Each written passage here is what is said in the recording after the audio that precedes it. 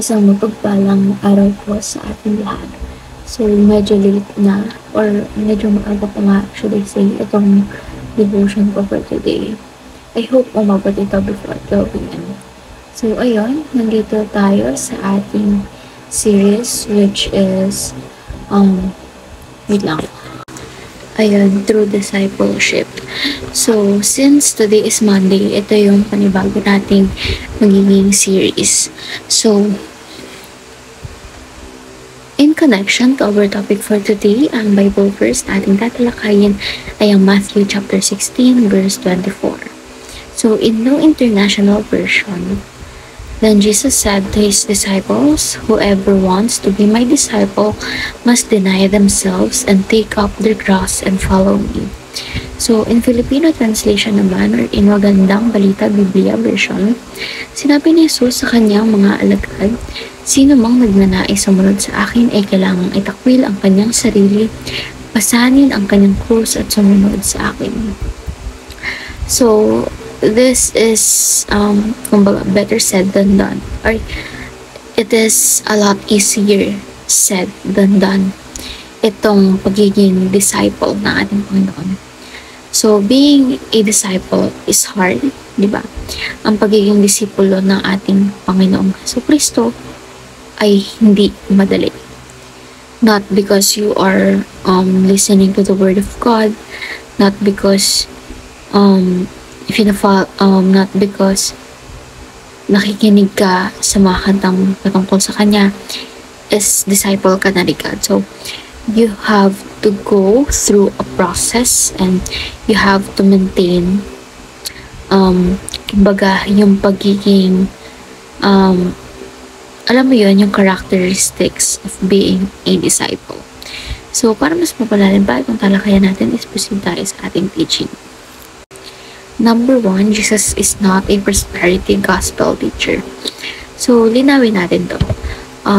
Kapag tayo nag-worship tayo kay God, once na naging devoted disciple tayo kay Jesus Christ, is given na yon na mas pagpapalain tayo, we will become even more prosperous than we already are.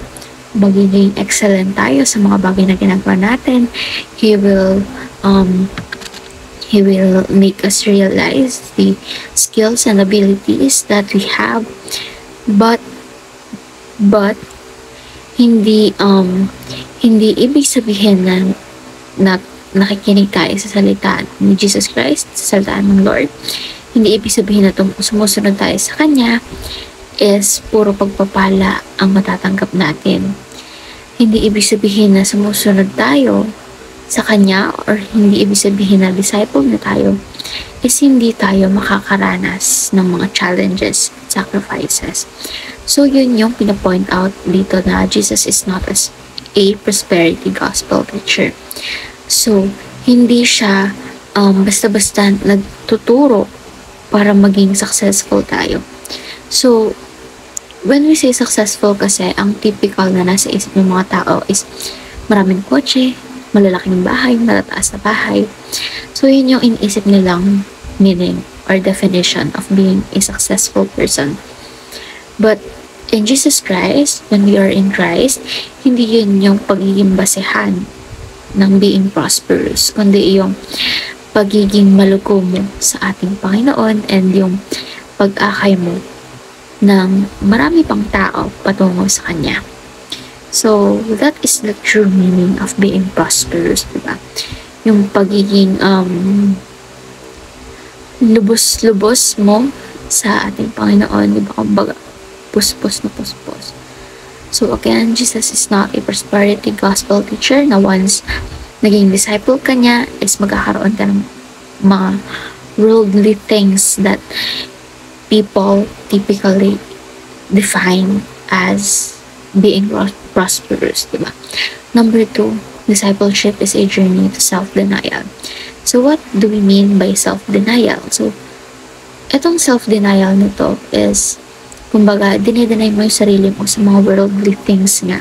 Gaya nga nabanggit ko kanina, yung pag-iisip natin na ang pagiging totoong successful is pagkakaroon ng maraming kotse, matataas na bahay. So no, hindi yun yung true meaning of being a successful person. And hindi yun yung journey na dapat nating tahakin once we are being discipled. So, discipleship is a journey to self-denial na dinedeny natin yung mga sarili natin sa worldly things na alam nating hindi nararapat or hindi dapat nating pinagtutuon ng pansin. And number 3, following Jesus requires the cross. So, from what I have understood in this teaching, kailangan lang natin, so, kumbaga,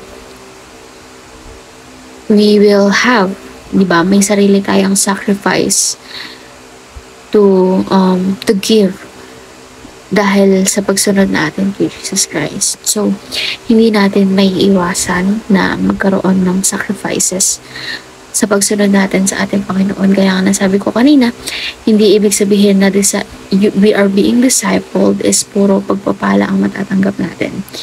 So, there will come a time na there will be challenges and sacrifices that we have to make.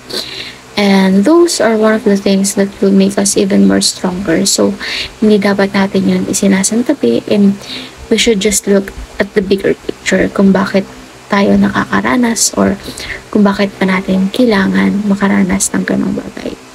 So, ngayon naman is proceed tayo sa ating application.